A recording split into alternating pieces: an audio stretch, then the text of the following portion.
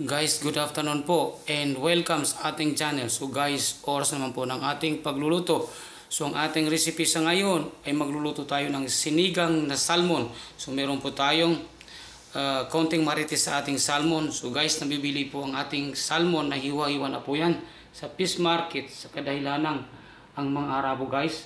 Pag may mga tinik-tinik ay ayaw na nila po. So ang ginagawa naman po ng mga fish vendors ay binibenta po nila dahil alam nila na paborito nating mga Pilipino. So napakamahal po ng ganyang klaseng isda guys. Pero pag ganyan na po, na-slice na po ng mga rejected na po ay napakamura.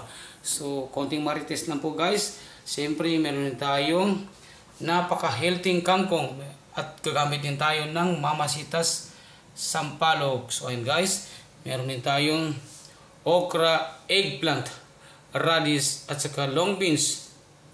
Meron din tayong mga sangkap tulad ng fresh tomato, 2 piraso ng green chili, onion at ginger. So ayan guys, kompleto na po ang ating mga sangkap sa ating recipe sa ngayon. So umpisahan na natin guys ang ating pagluluto.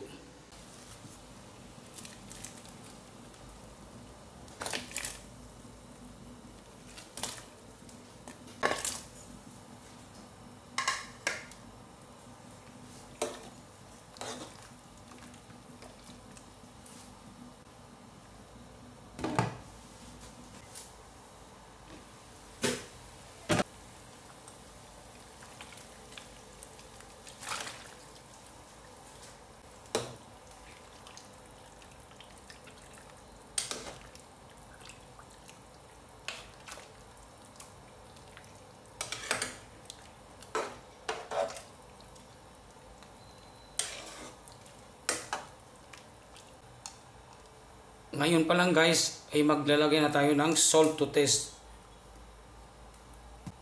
Konting black pepper powder.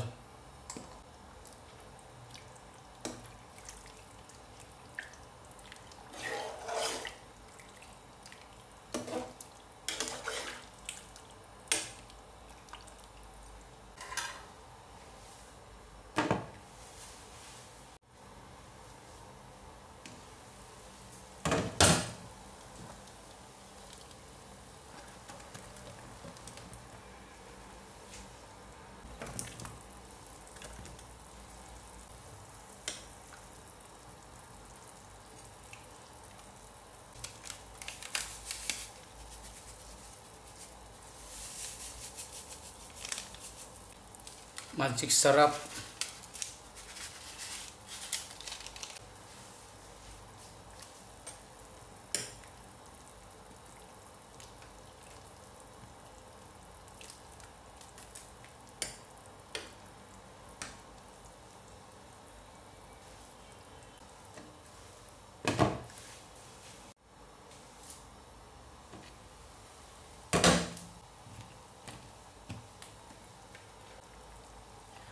Guys, sobrang dami po ng ating gulay.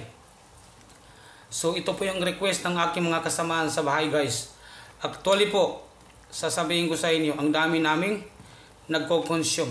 So 15 katao po kami lahat sa aming plot. So both side, sa family side sa akin at saka family side sa aking misis. So bali 15 po kami lahat na nakatira sa isang plot lamang po.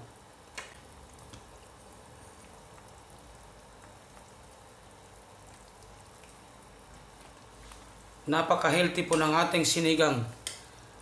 More on vegetables.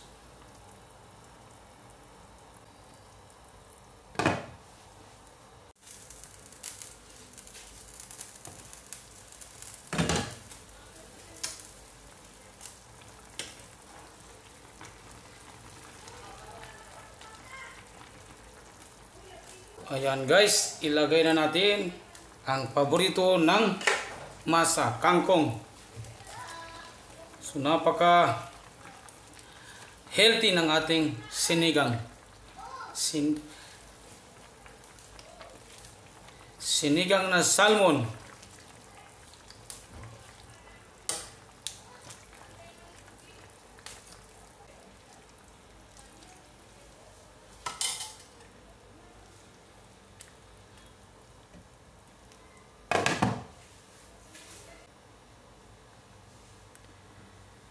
check natin guys.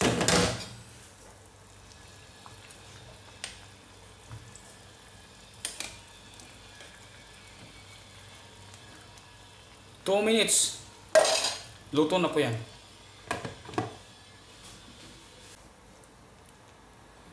So, ito na po guys. Pwede nating hanguin at i-serve sa ating family. So, well done.